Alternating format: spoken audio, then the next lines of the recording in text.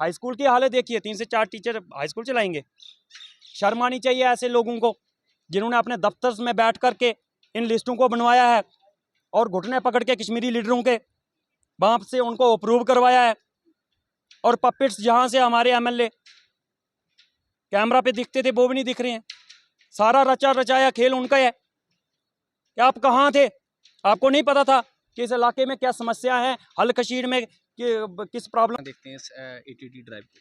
देखिए, साफ शब्दों में कहना चाहता हूँ, जिस प्रकार से एनसी गवर्नमेंट की हमेशा से जम्मू के साथ भेदभाव करने की आदत है, उसको पुनः दोहराया गया है। मैं हमेशा से बात करता रहता हूँ कि जो शिक्षा विभाग है इसका स्तर दिन ब दिन जो है वो गिरता चला जा रहा है। आप पहले भी जहाँ पर आए, हम भी एसडीएम साहब से कई बार मिले कि हमारे काफ़ी सारे स्कूल जो हैं वो दूर दराज क्षेत्र के वो अंडर स्टाफ चल रहे हैं। कुछ स्कूल्स को जो है वो वैकेंसीज़ को कुछ हद तक जो है वो हमने वो कवर भी करवाया था। लेकिन आज जो ये ट्रांसफ़र होती है, मैं तो समझता हूँ कि एक बहुत ही बड़ा जो भेदभाव है जम्मू के साथ, खास करके कि कश्मीरी लीडरशिप का हमेशा से भेदभाव रहता है जम्मू के साथ, और ये इसका नमूना आज हमें देखने को मिल रहा है। एक तो जो भी नॉर्म्स होते हैं ट्रांसफ़र्स के, उनको वायलेट किया गया है। मिड सेशन में कौन सी ट्रांसफ़र्स होती हैं, इतनी कौन सी अर्जेंसी थी, इतनी कौन सी एमरजेंसी थी कि इनको अभी ट्रांसफ़र्स करनी पड़ी, और उसके बाद कर भी दी। तो जहाँ पर ऑलरेडी अंडर स्टाफ स्कूल चल रहे थे, कम टीचर जो थे वहाँ पर काम चला रहे थे, वहाँ से ट्रांसफ़र्स करके और वहाँ पर जो बैलेंस करना था सिस्टम को, टीचर्स को वहाँ पे पोस्ट भी करना था, वो नहीं किया गया, सिर्फ वहाँ से ट्रांसफ़र कर दिए गए। इसी प्रकार से जो हमारे जो बांजल के लोग आए हैं, इनके 3 स्कूलों का इशू है कि ऑलरेडी अंडर स्टाफ चल रहे हैं। हाई स्कूल की हालत देखिए, 3 से 4 टीचर हाई स्कूल चलाएंगे।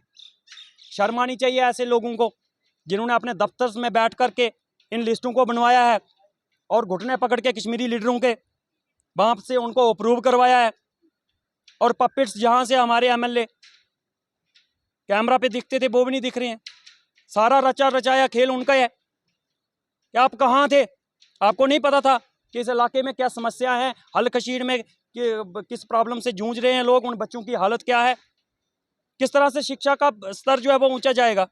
उसी प्रकार से दौला की हालत देखिए आप, अंडर स्टाफ था ऑलरेडी, हाई स्कूल है, 150 से ज़्यादा एनरोलमेंट है बच्चों की, वहाँ से 3 टीचर्स को ट्रांसफ़र किया जाता है और एक ही वहाँ पर लगाया जाता है। हम नहीं बोलते ट्रांसफ़र नहीं करो, करो। एक तो आप इलीगली कर रहे हो आप, कि मिड सेशन में आपको करनी नहीं चाहिए थी, अगर करी है तो बैलेंस किसने करना था? किसी और ने आना था क्या बैलेंस करने के लिए?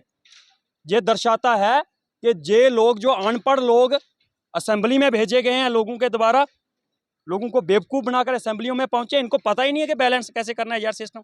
अपने दफ्तर में बिठाए 4 वर्कर और वहाँ पे लिस्टें बना दी कि कौन कौन से इलाके से वोट नहीं आया है, वहाँ से टीचर उठा दो, कौन कौन सा टीचर था जो बीजेपी को वोट नहीं डाला है उठा दो, फेंक दो, जहाँ मर्जी। हम नहीं बोलते, नौकरी करनी है उन्होंने भी, चाहे वो किसी भी पार्टी से को वोट देता है। एक एम्प्लॉई जो होता है, एक एम्प्लॉई होता है, उसको सैलरी मिलती है, वो जाएगा जहाँ मर्जी भेजो, हमें नहीं उससे दिक्कत है। लेकिन बैलेंस करना किसका काम था? ये भी इनको सोचना चाहिए था कि कम से कम जो वैकेंसीज जहाँ पर ऑलरेडी हैं, जो स्कूल्स अंडर स्टाफ चल रहे हैं, उसको, उसकी वैकेंसीज को कहाँ आपने फिल करना है, लेकिन उल्टा वहाँ से उठा के भेज रहे हो यार। ये बच्चे किसी के बच्चे नहीं है क्या? इनको पढ़ने का अधिकार नहीं है क्या? तो शिक्षा का स्तर डाउन करोगे तो ऑटोमेटिकली जो है वो इलाका पिछड़ा हो जाता है। आप समझो इस बात को, गहरी साजिश है कश्मीरी लीडरों की। और सबसे बड़ी दुख की बात यह है कि हमारे पपेट जो एनसी के घुटने दबाते रहते हैं ना रोज, हमारे विधायक, शर्म उनको आनी चाहिए कि अगर आप जीत गए हो तो सारे इलाके आपके हैं। अब आपको ऐसी भेदभाव की राजनीति से बचना चाहिए, और अगर नहीं बचोगे तो लोग थोड़ी बचने देते हैं। लोगों को सब पता है, वो जवाब देना जानते हैं और समय पे आपको कठोर से कठोर जवाब देंगे।